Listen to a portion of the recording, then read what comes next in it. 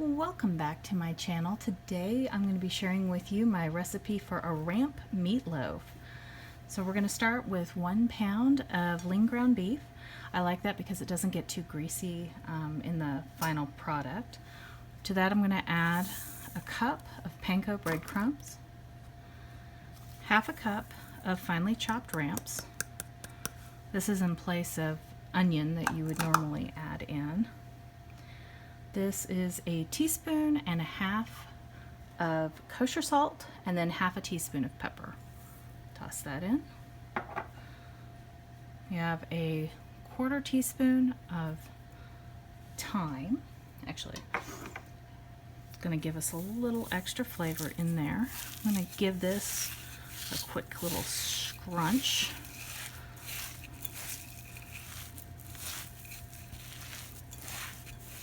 And get everything blending a little bit. We don't want to handle this too overly much, but I did want to get things a little incorporated before we add the eggs and the milk. So I have 2 lightly beaten eggs, just enough to break up the yolk.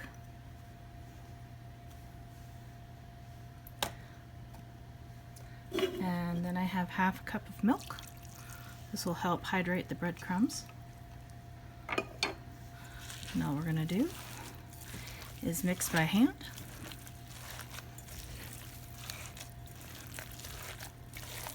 It's going to be a little wet, a little gloopy, but you just want to make sure that everything is getting incorporated.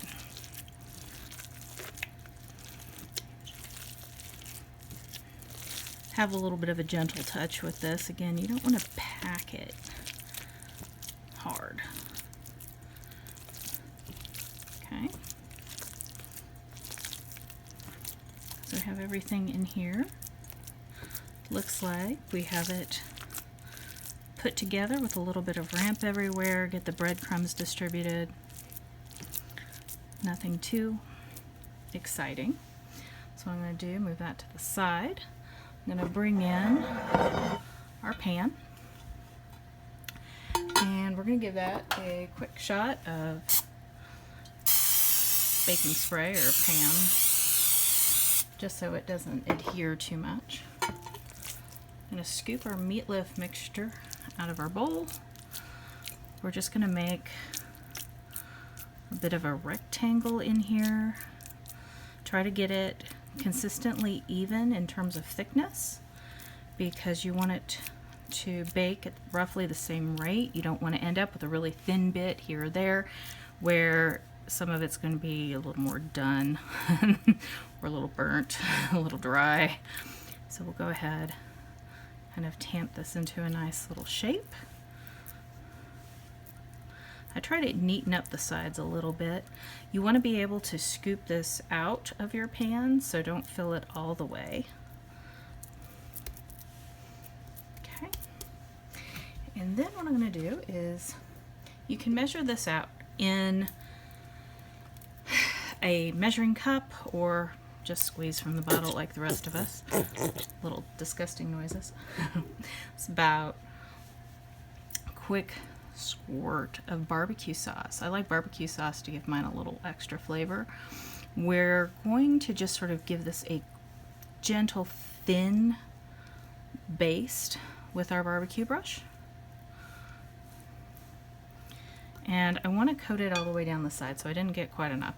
Ultimately, you're going to use about 3/4 of a cup of barbecue sauce between this application of sauce and one that's about 30 minutes into the baking process. So make sure you coat all the way around. Don't make it too thick and gummy yet, because this is just to keep it kind of nicely glazed in the initial half hour, and then we'll get a little more in to get that nice coating a little later. So we're going to take this and put this in the oven for 30 minutes at 350 degrees and then come back and baste it again. So here's our meatloaf at the 30-minute mark. You can see that the barbecue sauce has sort of dissipated a little bit and baked in. So what we're going to do now is do another coating. To avoid cross-contamination, I'm using a different barbecue brush. Now if you want to go ahead and use a spoon, you can, no big deal. I just have a lot of barbecue brushes around the house, so we'll use that up. We want a little bit thicker of a coating of the barbecue sauce at this point. Now I will point out I'm using a thicker sauce. I usually like something that is a little sweeter, a little thicker. Usually there's like some brown sugar or molasses in it. Something that would be called like a Kansas City style barbecue sauce is often what I use, or something like a Sweet Baby Ray's. So depends on your personal preference. Now I have also made this with a spicy barbecue sauce, but most of it is the point of just getting one that's a little thicker. You don't want a runny sauce, you want this to cling. So that is the goal here. Now if you prefer that standard mixture of ketchup, a little bit of dry mustard, a couple teaspoons or tablespoons of brown sugar, then go for it. But I like mine to have just a little more kick. So we have this nice and coated, kind of get all the nooks and crannies